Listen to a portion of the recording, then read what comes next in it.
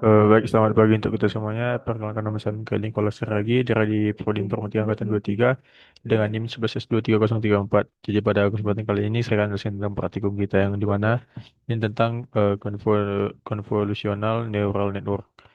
Nah, jadi sebelumnya kita buat latihan dulu sesuai dengan modul. Di mana kita yang pertama itu sini ada latihan di mana kita memuat dan memasukkan data.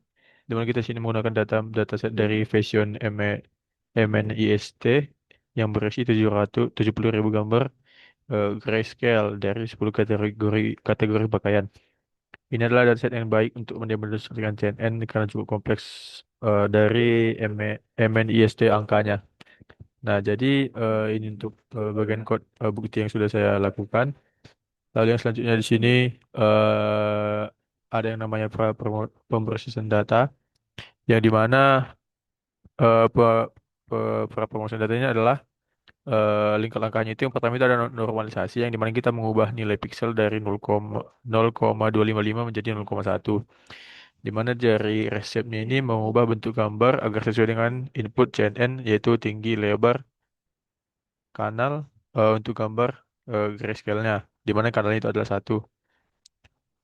Lalu untuk bagian one hot encoding itu mengubah label kelas berdasarkan menjadi format one hot encoding untuk klarifikasi multicast. Ini adalah bukti yang saya kerjakan. Lalu selanjutnya kita membangun model CNN-nya, di mana kita membangunnya itu eh, dengan beberapa lapisan konvolusi, polling, batch normalization, dan juga ada dropout untuk mencegah overfitting. Lalu yang selanjutnya di sini adalah bukti-bukti yang udah saya buat. Sini kita bisa lihat tabel-tabelnya dari layarnya, output shape-nya, dan juga ada parameternya. Oke, selanjutnya sini ada kompilasi dan juga pelatihan data model. Pelatihan model di mana ini adalah kita mengkompilasi modelnya itu dengan optimizer, Adam, dengan fungsi loss model.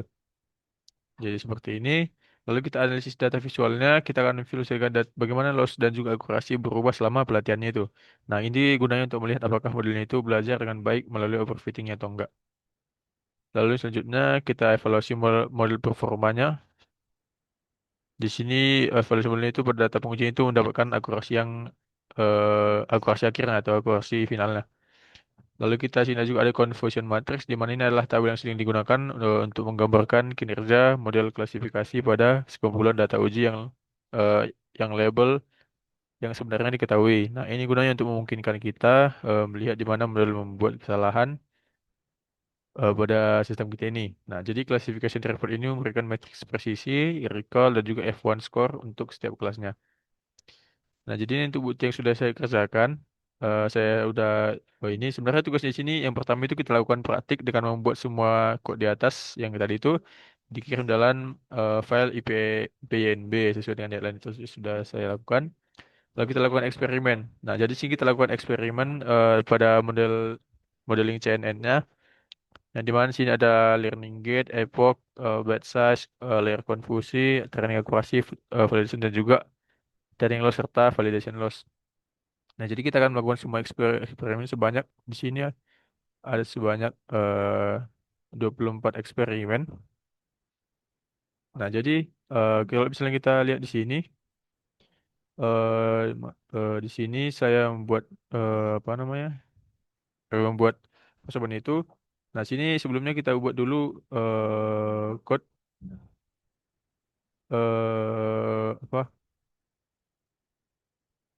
Build model yang dimana build model ini berfungsi eh, untuk membangun arsitektur jaringan saraf tiruan berbasis CNN yang tadi. Yang dimana ini bersifat fleksibel dan juga menggunakan API keras sekuensial pada sistemnya. Nah, jadi model ini dirancang untuk memproses input gambar satu kanal berukuran 28 kali 28 piksel di dalamnya. Nah, jadi kode logika kondisional itu melalui parameter dari eh conf layer ini yang dimana memungkinkan pengguna itu untuk memilih apakah model akan memiliki dua atau tiga blok konvolusi utamanya. Nah, jadi yang selanjutnya sinilah untuk bagian apa namanya untuk bagian semua eksperimen yang kita lakukan tadi.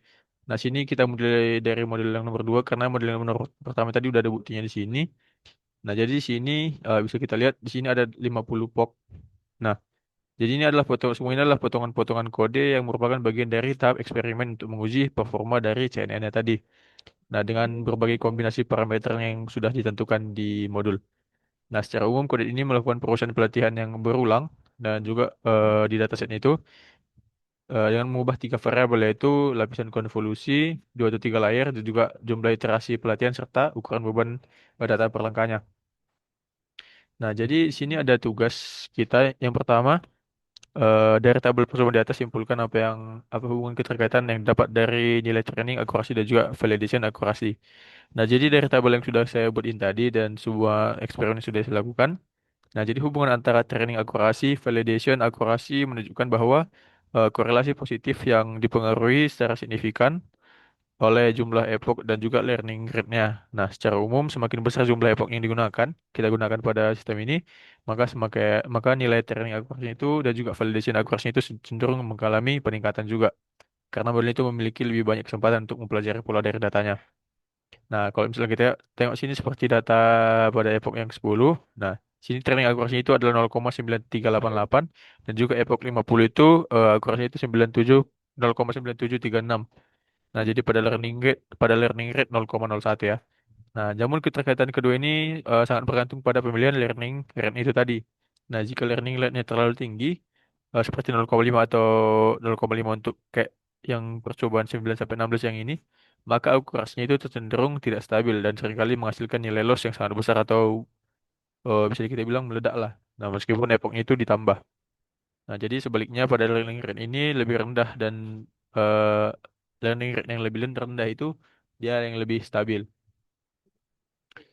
Nah, jadi hal ini membuktikan bahwa peningkatan epoch hanya akan efektif menaikkan akurasi jika didukung oleh hyperparameter yang lebih tepat, sehingga model dapat mencapai titik konvergensi yang optimal tanpa mengalami overfitting yang ekstrim atau ketidakstabilan numerik.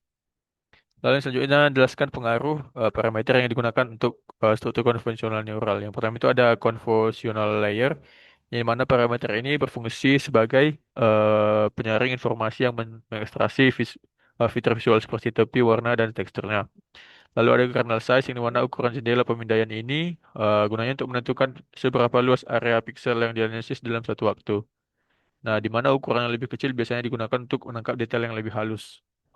Lalu ada stride, yang dimana stride adalah parameter yang mengatur jarak pergeseran filter di atas gambarnya. Lalu yang selanjutnya itu ada activation function, di mana fungsi aktivasi ini bekerja dengan cara memetakan nilai negatif menjadi nol guna memperolehkan nilai atau sifat non literalis ke dalam jaringan sehingga model itu dapat mempelajari hubungan datanya itu yang kompleks.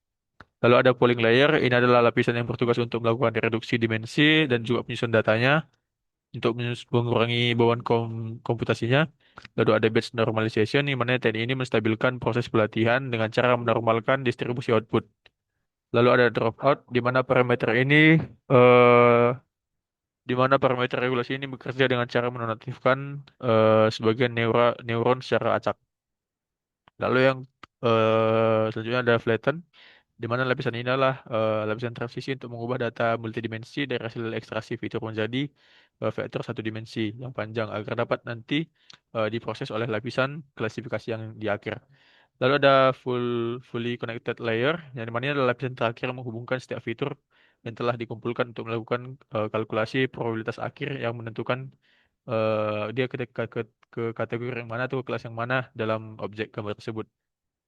Nah, jadi mungkin sekian presentasi pada praktikum kali ini. Jika ada kesan kata, saya mohon maaf. Terima kasih.